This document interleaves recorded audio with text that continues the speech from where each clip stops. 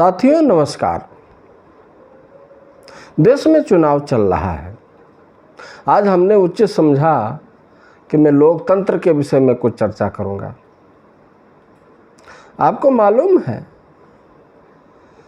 कि दुनिया में ये लोकतांत्रिक प्रणाली ये नई प्रणाली है जिसको अंग्रेजी में डेमोक्रेसी कहते।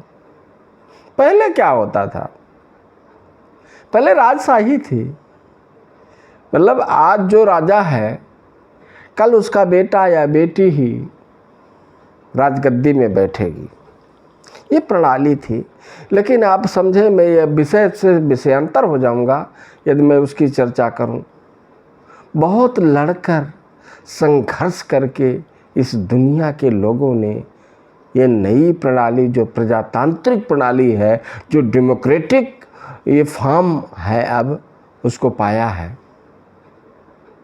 मैं कभी और चर्चा करूंगा कि फ्रांस में कैसे क्रांति हुई, इंग्लैंड में कैसे क्रांति हुई और किस तरीके से जो universal declaration of human right की चर्चा आई और बाद में आई। ये सब बहुत लंबा विषय है, मैं आज उसकी चर्चा नहीं करूं। लेकिन आप ये समझें कि दुनिया में जितने भी प्रकार हैं राजशाही के, शासन के, प्रजातांत्रिक प्रणाली उसमें से सर्वोपरि है। मैं ये भी नहीं कहता कि इसमें कोई खामियां नहीं है, उसकी कुछ खामियों का आज मैं जिक्र करूंगा। लेकिन मेरा संदर्भ सिर्फ क्या रहेगा कि भारतीय लोकतंत्र और उसका चुनाव। लोकतंत्र होगा, लोकतंत्र का सीधा अर्थ है कि सरकार किसकी, राजा कौन? सरकार जनता की, लोगों की, राजा जनता लोग। ये तो रही सिद्धांत की बात, लेकिन ये खाली सिद्धांत है। मैं वो नहीं कहता, नियम सही होने चाहिए। उसमें जब भी कोई खामी पाई जाए तो उसमें सुधार किया जाए और होना चाहिए। रोज नित्य नई खोज होगी है। लेकिन शासन करने की सबसे बेहतरीन पद्धति जो है वो प्रजातांत्रिक प्रणाली है, डेमोक्रेटिक सिस्टम है, जिसे लोकतंत्र कहा जाता है।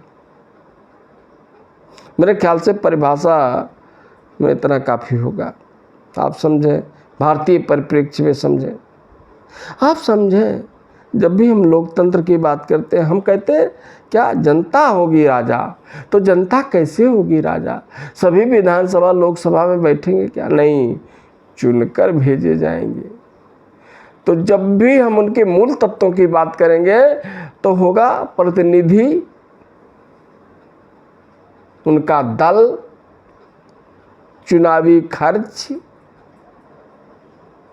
और उससे जुड़ी हुई तमाम बातें।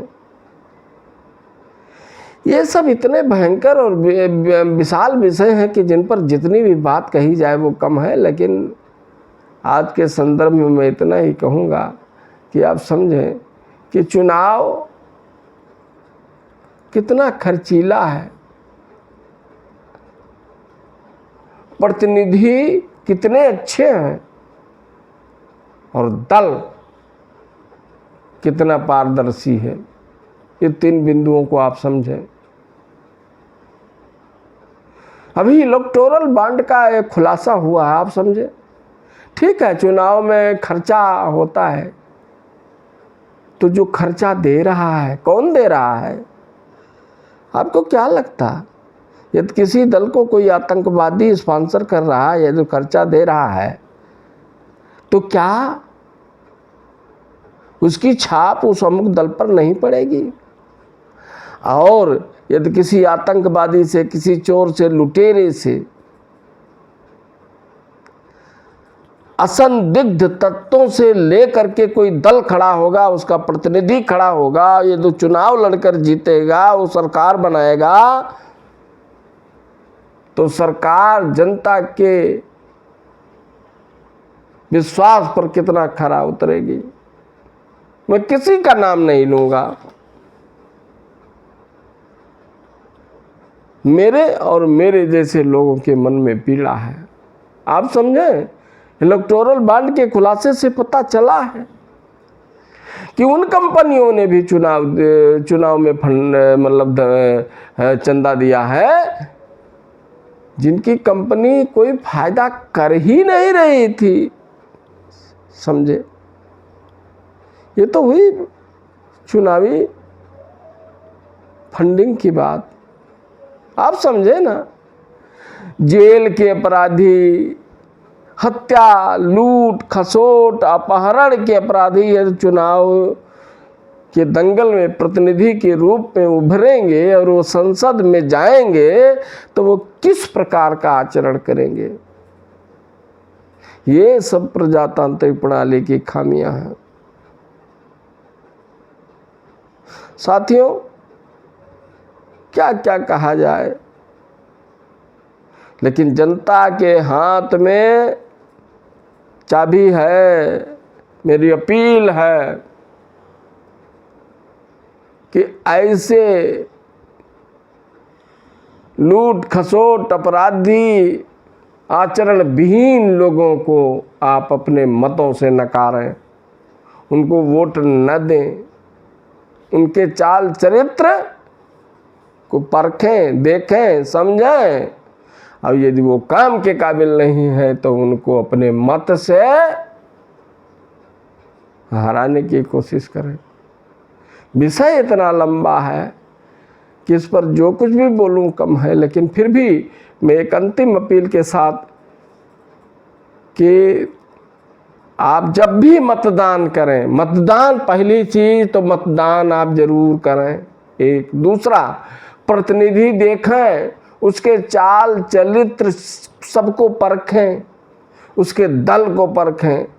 उन्हों को, यदि वो पिछली बार चुनाव में थे तो उन्होंने आपके लिए, जनता के लिए, समाज के लिए, देश के लिए क्या किया, उसका आकलन करें। और यदि वो आपकी कसौटी में खरे उतरे तब भी उन पर मतदान करें। बहकावे में ना आए, लोभ में ना आए। इसी अपील के साथ और एक और छोटी सी अपील की, ये चैनल नया है, इसे लाइक करें, कमेंट करें, शेयर करें और सब्सक्राइब करें के साथ मैं वाणी को विराम देता हूँ। नमस्कार साथियों।